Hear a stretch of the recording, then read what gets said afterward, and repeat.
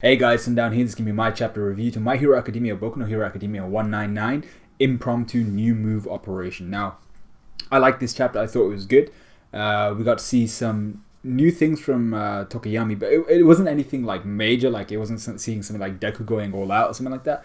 But it was something that, like, it wasn't like an ass pull or anything like that. So I liked that it was a logical progression in that sense, but it wasn't really overwhelming, and it wasn't something that I was like, oh, that's amazing. I was like, oh, okay, that's pretty cool, but I was expecting something more, especially given the really edgy name and the kind of edgelord name that Tokoyami gave it. But that's kind of his character. He's gonna always give it a really edgy name, and I think my camera's tilted a bit. The stand's a bit awkward, but you'll deal with it.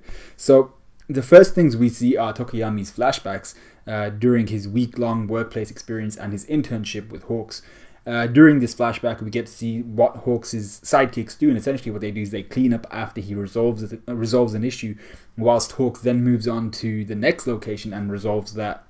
Because he's so fast, his sidekicks have now kind of accepted this. They've resolved like that this is their situation, and they just clean up and help wherever they can for Hawks. And obviously for a guy such as Tokoyami, simple cleanup duty is never going to be enough. He's of class 1A, he's in UA, he doesn't believe that cleanup duty is just going to be his thing, and that's where people start, but that's not where he wants to end up, like the sidekicks. So he asks Hawks why he chose him. He's like, bro, you chose me for a reason. Why did you choose me? It couldn't have been for cleanup duty. And I loved Hawks' first answer, which is 20% of the fact that I chose you is because you're a bird.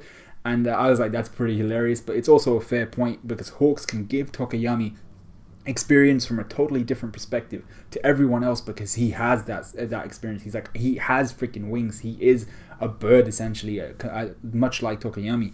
So he then says 50% of the reason was because Hawks wanted to speak to a student in class 1A, hoping to learn more about the League of Villains, probably in association with his mission, also to do with the League of Villains in regards to Hawks.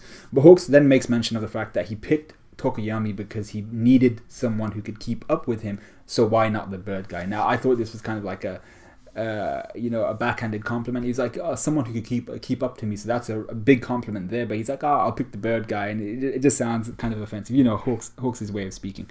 So, did I just miss something? So once again, we see how frustrated Tokoyami is. He feels like he's not just some lackey to pick up, the dirt. He's a hero of his own right, and he wants to be a hero of his own right. So just picking up the dirt after everyone else isn't kind of his thing. So Tokoyami then gets picked by Hawks for his internship as well. This is after his week-long experience, kind of work experience thing, where he actually manages to keep up with Hawks by using his quirk to use the cityscape as kind of like as basically Spider-Manning around, and he's jumping off of like what they call them, lampposts and stuff like that, just propelling himself around town. And this dedication gains Tokoyami the respect of Hawks and his sidekicks, which then kind of motivates Hawks to have a talk with him. So Hawks fills Tokoyami in on the other 30% of why he chose him for his internship and the week-long placement during this nice kind of romantic flight kind of thing at night. I don't know what it was, but he picked Tokoyami because he felt he was wasting his potential. He's like, Tokoyami, I've seen you. I feel like you're wasting your potential. And what he's realized about Tokoyami is he's trying to fix all of his weaknesses, but he's not focusing on strengthening his strengths, which is also fixing your weaknesses. If you can strengthen your strengths and really polish them, you become the specialist, and that's what he wants Tokoyami to do. He's like, it's cool to improve on your weaknesses because you want to get better in every kind of possible facet of your being, but you don't want to neglect your strengths. You want to make them like 100%. You want to make sure that they're amazingly well, the foundations are well laid, and that everything you've built on top of that is awesome, and it's just a really strong structure.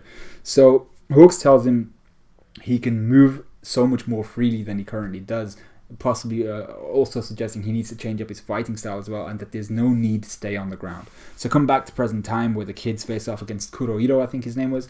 Now, given the location, Kurohito has a major advantage using his previously laid foundations of targeting Tokoyami and stuff like that, but also it's the fact that it's a very dark place, so he can just merge in with the shadows and he's gone. But using his previously laid foundations of targeting Tokoyami, he said it before, like, I'm going to target Tokoyami. He actually attacks Aoyama. Now, I thought this was a very clever move by Kurohito. He showed presence of mind, thinking ahead. But he called himself Vanta Black. I thought that was quite a cool name. But it was Aoyama's face that really killed me here. I was like, just the pure shock in his face, and he's like, "Help me!" And he just gets dragged away. That was hilarious. So whilst Kurohiro makes his escape, thinking no one can catch up to him and Aoyama, we see Tokiyami's Dark Fallen Angel, I think it was called, and essentially what it is Dark Shadow is always hovering, so he flies behind Tokiyami under his cape and carries him by crossing his arms around him, and his hands are still free, so he can still use his hands and stuff like that. So essentially it grants Tokiyami flight without nullifying Dark Shadow's abilities. So Dark Shadow then stays underneath Tokiyami's cape to stay hidden from any source of light or something like that. Now with this, Aoyama is he's saved by what's his name, by Tokiyami, and Kurohiro tries to get away. He's like, oh shit, because Tokiyami catches up and grabs Aoyama away from him. Cue Yao Yorozu, who instantly commands Aoyama to shower the area with his naval beam, which he goes ahead and does. Now this changes the shape of the shadows across all these pipes and stuff like that, forcing Kurohiro out of his shadow realm, because wherever he was or wherever he was located, because the shadows are constantly moving, wherever the light shone at that point in time, he just popped out of. So he's forced out of his shadow realm, and Hagakure then makes a move to try to capture Kurohiro, while Yao Yorozu makes like this cool statement about expecting the unexpected and stuff like that. However, a mushroom sprouts on Yao Yorozu's nose, and we see that mushroom girl, I don't know her name, saying that Plan B is now active now that Kurohiro has failed. Something she's been told to look out for as a sign of Kurohiro failing was if there's loads of light just everywhere, Kurohiro has failed. Assume his failure. So at this moment in time, with that kind of, like I said, that forward thinking, it's really 1-0 to Kendo, because she was like, as soon as you see a whole bunch of light, Kurohiro has failed, make your move, and that's exactly what's happened. So it's 1-0 to Kendo, but the fight continues, and I'm interested to see what Mushroom Girl is going to do. So let me know what you guys thought of this chapter. Let me know what you guys thought of this review. Really short review, really well structured, I think, but all that good stuff. Like, comment, subscribe, and I'll see you guys whenever One Piece and This Is My Hero, whenever Nanatsu no Taizai pops out next. So I'll see you guys in a bit.